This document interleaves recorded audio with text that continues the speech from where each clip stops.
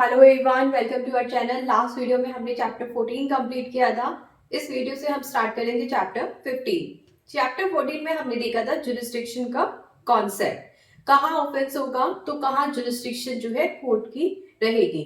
उससे पहले हमने देखा था कि पुलिस ऑफिसर को एफआईआर मिलती है और फिर वो उस एफआईआर के बेसिस पे अपनी इन्वेस्टिगेशन स्टार्ट करते हैं। इन्वेस्टिगेशन कंप्लीट करने के बाद अपनी एक रिपोर्ट प्रोवाइड करते हैं। वो अगर उन्हें लगता है केस बन रहा है तो चार्जशीट प्रोवाइड करते हैं, अगर उन्हें लगता है कि केस नहीं बन रहा तो क्लोजर रिपोर्ट जो है वो मजिस्ट्रेट को प्रोवाइड करते हैं। तो ये कॉन्सेप्ट हमने देखा था। अब हम देखेंगे सेक्शन 210 क्या कहता है।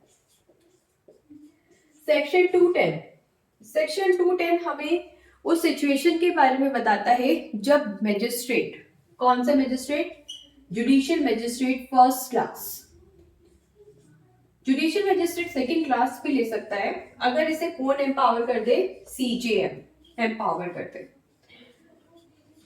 तो सीजेएम इसको एम्पावर्ड कर दे तो सेक्शन 210 बहुत इंपॉर्टेंट है जुडिशरी के prelims as well as mains point of view से। तो जेएमएससी कब, जब इसे सीजेएम एम्पावर कर दे। अदरवाइज जेएमएफसी क्या कर सकते हैं, कॉग्निजेंस ले सकते हैं किसी भी केस का। कॉग्निजेंस मतलब खुद से देख सकते हैं कि कोई ऑफेंस हुआ है तो क्या इसका आगे इंक्वायरी ट्रायल किया जाना चाहिए कि नहीं किया जाना चाहिए।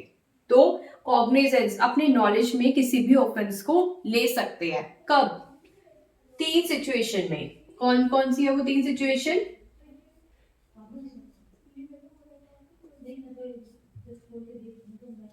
जब भी कोई पर्सन मजिस्ट्रेट के पास जाता है वो बोलता है कि जो है मुझे कंप्लेंट लिखवानी है, इन दैट सिचुएशन जो है मजिस्ट्रेट कॉग्निजेंस ले सकते हैं।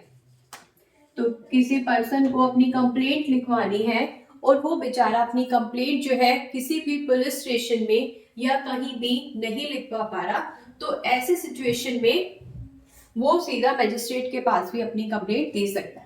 हमने देखा था कोई भी पर्सन जिसको अपनी कंप्लेंट लिखवानी होती है तो वो कहाँ पर लिखवा सकता है, पुलिस स्टेशन में जाकर अपनी एफआईआर को रिकॉर्ड करवा सकता है। इन केस पुलिस जो है उस एफआईआर को रिकॉर्ड नहीं करती तो सुप्रिंटेंडेंट ऑफ पुलिस के पास वो लेटर लिखकर भेजता था, अपनी जो है शिकायत, जो उसके साथ ऑफेंस हुआ है सारी इंफॉर्मेशन उसमें देता था। इन केस वो सुप्रिंटेंडेंट ऑफ पुलिस भी जो है उसको एंटरटेन नहीं करते तो वो कहाँ जा सकता है, सीधा मजिस्ट्रेट के पास जा सकता है। तो वही सिचुएशन बताती है हमारा वन पार्ट। ये क्या है, clause 1। Second situation, police report. जैसे कि हमने पढ़ा था, हमने क्या पढ़ा था, जैसे कि हमने पढ़ा था कि कोई भी अगर एफआईआर लिखवाता है पर्सन तो पुलिस उसको नोट करती है, नोट करने के बाद अपनी इन्वेस्टिगेशन स्टार्ट करती है, फाइनली मजिस्ट्रेट के पास जो है चार्जशीट या क्लोजर शीट बना के दे देती है। चार्जशीट उस केस में बनाती है जब पुलिस को लगता है कि ऑफेंस हुआ है, और क्लोजर शीट उस सिचुएशन में बनाती है जब पुलिस को लगता है कोई ऑफेंस नहीं हुआ। तो इन दैट सिचुएशन पुलिस के अकॉर्डिंग कोई भी ऑफेंस नहीं हुआ तो उसने क्या दे दी, क्लोजर रिपोर्ट। Closure report. तो ऐसी सिचुएशन में क्या होगा, अब कुछ भी नहीं होगा, अब तो मजिस्ट्रेट जो है आगे काम नहीं कर सकते, लेकिन हमने पढ़ा था कि मजिस्ट्रेट इस क्लोजर रिपोर्ट के बेसिस पर आगे बढ़ सकते हैं। जरूरी नहीं है कि वो केस ही क्लोज कर दे, और वो जो है उनको लगेगा हाँ कुछ ना कुछ ऑफेंस है, कुछ ना कुछ जो उनके पास रीजन है जिसकी वजह से उन्हें लग रहा है कि कुछ ना कुछ तो गड़बड़ है, कुछ ना कुछ तो ऑफेंस हुआ है, चलो आगे देखते हैं, तो वो कॉग्निजेंस ले सकते हैं। थर्ड सिचुएशन में अदर मेथड से उनके पास कोई इंफॉर्मेशन आई है कि कोई ऑफेंस हुआ है, या फिर मजिस्ट्रेट को खुद से नॉलेज मिली है कि कोई ऑफेंस हुआ है, तो कोई और पर्सन भी उनके पास आके कह सकता है या मजिस्ट्रेट खुद ही उनकी नॉलेज में आ गया कि कोई ऑफेंस हुआ है, किसी और ने उन्हें नहीं बताया। तो ऐसी सिचुएशन में भी किसी ऑफेंस का कॉग्निजेंस लिया जा सकता है। मतलब जैसे कि मजिस्ट्रेट के घर में कोई जो है कोई पर्सन आया, उसे मजिस्ट्रेट को ये बात बता दी, या किसी ने मजिस्ट्रेट को जो है कोई लेटर वगैरह लिख के इन्फॉर्म किया कि हाँ पर देखो ऐसा ऐसा क्राइम हुआ है।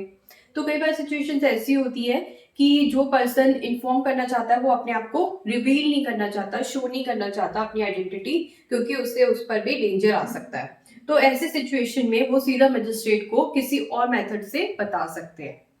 तो ऐसी सिचुएशन होती है, या कई बार मजिस्ट्रेट को खुद ही लगता है अरे ये ऑफेंस कैसे हो गया, इसका तो आगे केस चलाया जाना चाहिए। तो उन सिचुएशन में अदर मेथड्स में भी हमारे मजिस्ट्रेट कॉग्निजेंस ले सकते हैं। तो ये 3 सिचुएशन है बहुत इंपॉर्टेंट, जिसमें हमारे मजिस्ट्रेट खुद से कॉग्निजेंस ले सकते हैं। कब कब? जब कंप्लेनेंट खुद से आए कि मेरे साथ कोई ऑफेंस हुआ है, अब वो पुलिस तो सुन नहीं ली मेरी बात, ना ही एसपी सुन रहा। सेकंड, पुलिस ने तो अपनी रिपोर्ट दे दी क्लोजर की, लेकिन मजिस्ट्रेट को लग रहा है कि कुछ ना कुछ तो गड़बड़ हुई है। थर्ड, कि किसी और मेथड से जो है हमारी मजिस्ट्रेट को इन्फॉर्मेशन मिल रही है, या मजिस्ट्रेट को खुद से लग रहा है कि कोई ऑफेंस हुआ है, मे बी उसके आसपास जो है कोई ऑफेंस हुआ हो, जिसको उसे लग रहा है कि ऐसे भी इंक्वायरी या ट्रायल किया जाना चाहिए।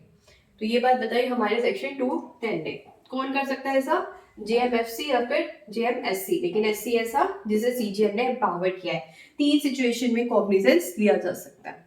अब हम देखते हैं नेक्स्ट सेक्शन।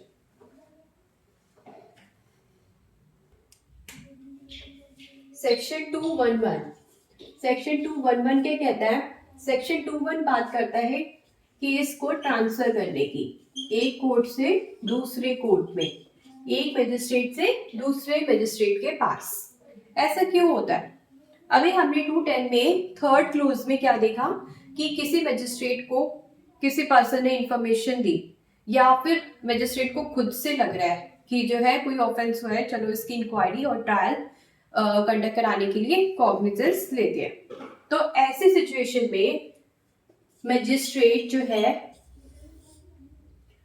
क्या कर सकता है? हो सकता है मजिस्ट्रेट जो पर्सन है एक्यूज, उससे कोई दुश्मनी, अपनी पुरानी दुश्मनी निकाल रहा हो, अपनी पुरानी दुश्मनी निकाल रहा हो एक्यूज्ड पर्सन से। फॉर एग्जाम्पल एक सिचुएशन मान लेते हैं, दो फ्रेंड्स होते हैं, राइट?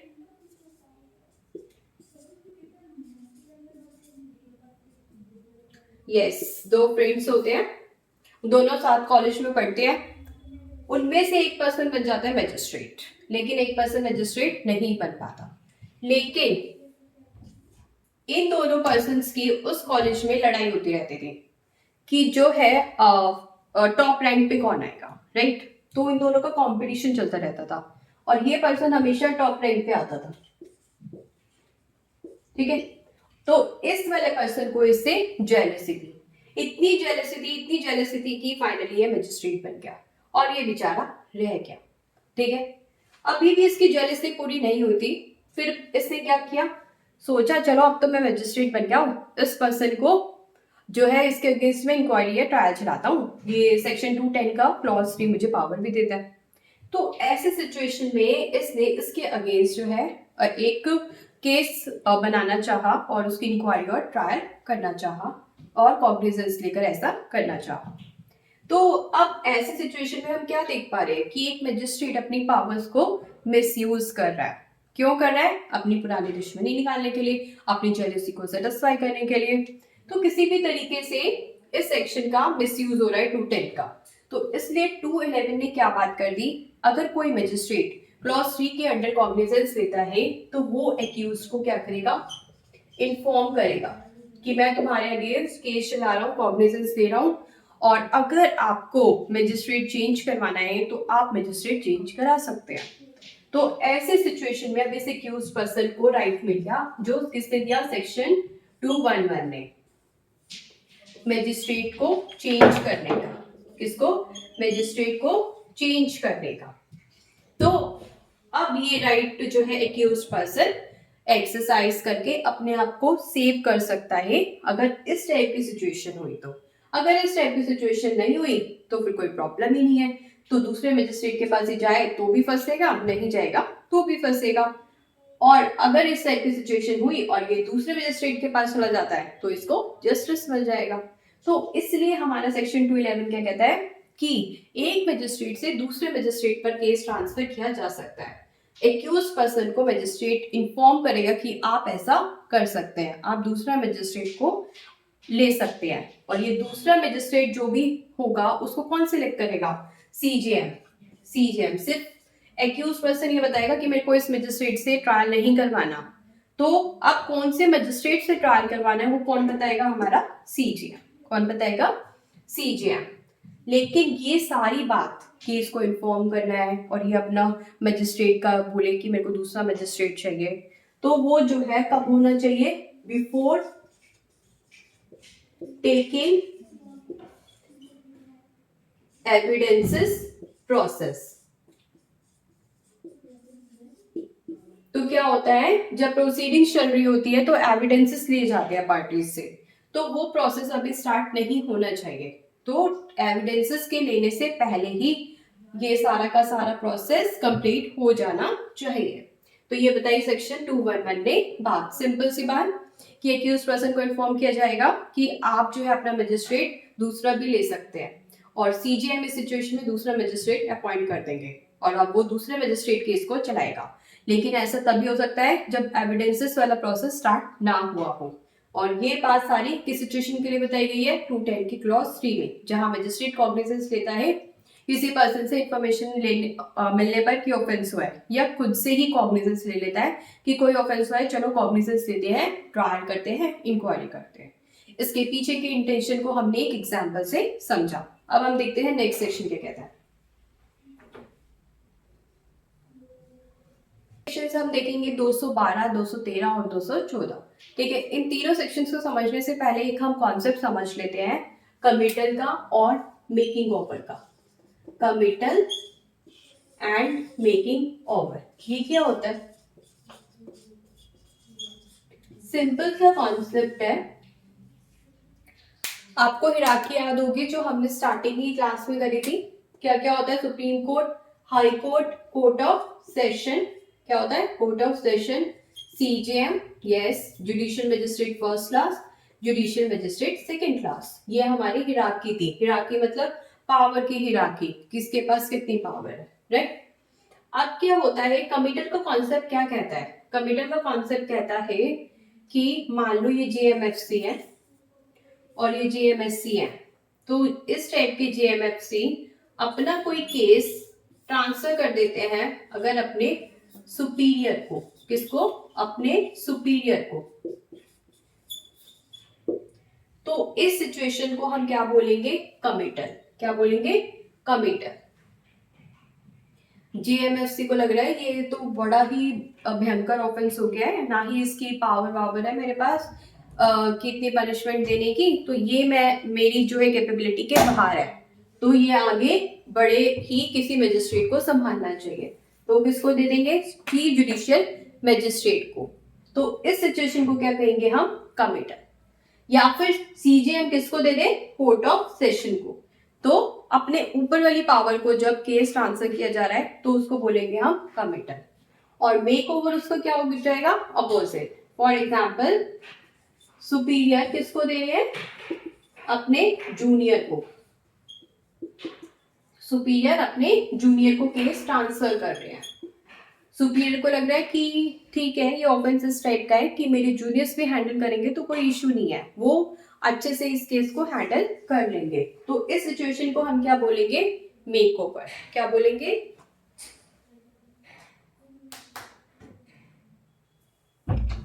Make over. तो ये दो सिचुएशन है जो हमें आगे आने वाले सभी सेक्शंस में ऑलमोस्ट बहुत यूज होगी और बहुत इंपॉर्टेंट कॉन्सेप्ट है, और ये भी हमें पता चल गया कि बहुत इजी कॉन्सेप्ट है।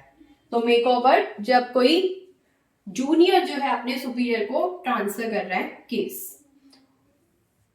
सॉरी सुपीरियर जो है अपने जूनियर को मेक ओवर कर रहा है, तो सुपीरियर ट्रांसफर कर रहा है किसको? जूनियर को। और कमिटल जहां पर केस जा रहा है छोटे से लेकर बड़े तक ऊपर जा रहा है, ठीक है, मतलब बड़ी अथॉरिटी की ओर जा रहा है। जैसे बच्चे अपने पेरेंट्स को कमिटमेंट कर रहे हैं, यस मम्मी पापा हम जो है जज बन के दिखाएंगे, तो कमिटमेंट दे रहे हैं। वो क्या कर रहे हैं? कमिटमेंट दे रहे हैं। सो कमिटल हो रहा है, छोटे से बड़े को जा रहा है, राइट? दूसरी सिचुएशन में मेक ओवर हो रहा है, ठीक है, मम्मा जो है अपने बेटे के लिए खाना बना रही है, सो मेक ओवर, राइट? तो इस तरीके से भी हम याद रख सकते हैं अगर हम कभी कंफ्यूज हो जाए। ठीक है, तो सुपीरियर से जूनियर को जा रहा है तो क्या होगा, मेक ओवर, राइट। अब हम देखते हैं आगे के 3 सेक्शंस क्या कहते हैं। आगे के 3 सेक्शंस बोलते हैं हमें, सिंपल है, इजी है। 212 क्या कह रहा है, 212 बोल रहा है, 212 बोल रहा है मान लो एक जेएमएफसी जो है कॉग्निजेंस ले चुके हैं केस का, ठीक है, एक जेएमएफसी कॉग्निजेंस ले चुके हैं केस का। कॉग्निजेंस लेने के बाद क्या होगा, इंक्वायरी होगी और ट्रायल होगा। तो अब सीजेएम को क्या लग रहा है कि मैं इस केस को दूसरे जेएमएफसी को ट्रांसफर कर दूं, क्या कर दूं, दूसरे जेएमएफसी को ट्रांसफर कर दूं। ये केस किसने दिया था, सीजेएम को, जेएमएफसी ने, सीजेएम ने किसको दिया था, जेएमएफसी को दिया था केस कि आप इसका कॉग्निजेंस लो, इंक्वायरी ट्रायल करो। लेकिन कॉग्निजेंस लेने के बाद अब सीजेएम को लग रहा है कि ये केस जो है दूसरे बंदे को ट्रांसफर कर देना चाहिए, तो सीजेएम ऐसा कर सकते हैं। यही बताया हमें सेक्शन 212 में। तो इस सिचुएशन में क्या हो रहा है, मेक ओवर हो रहा है या फिर कमिटल हो रहा है। ऊपर से नीचे केस गया, तो ऊपर से नीचे गया तो मेक ओवर हो रहा है, राइट। तो क्या हो रहा है सिचुएशन में, मेक ओवर। बेयर एक्ट में हम पढ़ेंगे टर्म मेक ओवर, ठीक है, सिंपल सा सेक्शन था। अब हम देखते हैं सेक्शन 213 क्या कहता है। सेक्शन 213 हमें बोलता है जो हमारे कोर्ट ऑफ सेशन होते हैं वो खुद से किसी भी केस का कॉग्निजेंस नहीं लेते। ये स्टेटमेंट बहुत इंपॉर्टेंट है कि जो कोर्ट ऑफ सेशन है वो ओरिजिनल जुरिस्डिक्शन में कभी भी कॉग्निजेंस नहीं लेते। हमारे जेएमएफसी ले सकते हैं, सीजेएम ले सकते हैं, लेकिन कोर्ट ऑफ सेशन नहीं ले सकते कि चलो मैं खुद से जो है अपना इस केस का इंक्वायरी ट्रायल करना है कि नहीं करना देख लूं, कॉग्निजेंस ले लूं, नहीं, वो नहीं कर सकते। तो कैसे होता है कोर्ट ऑफ सेशन का, तो कोर्ट ऑफ सेशन जो है तब होता है जब उनको कमिटल किया जाता है, मतलब कोई भी नीचे वाली अथॉरिटी, सीजेएम, जेएमएफसी, इनको क्या करती है, केस को कमिट। तो इसलिए ही हमने ये टर्म्स लिखी थी, कमिट एंड मेक ओवर, क्योंकि ये इनकी बेयर एक्ट की लैंग्वेज में ये वर्ड्स लिखे हैं। आने वाले सेक्शंस में भी बहुत जगह ये टर्म्स यूज होंगे। सो कमिटल एंड मेक ओवर। तो कोर्ट ऑफ सेशन तभी किसी केस का कॉग्निजेंस ले सकते हैं जब उनके पास कमिट होके वो केस आया होगा, वो खुद से नहीं ले सकते, ठीक है। ये बात बताइए 213 में।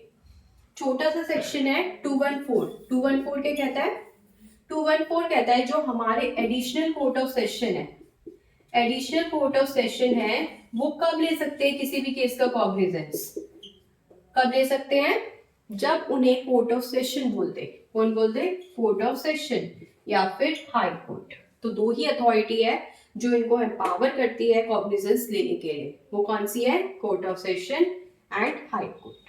तो इतनी सी बात बताई गई है सेक्शन 214 पे। आगे के सेक्शन आप देखेंगे नेक्स्ट वीडियो में। Thank you.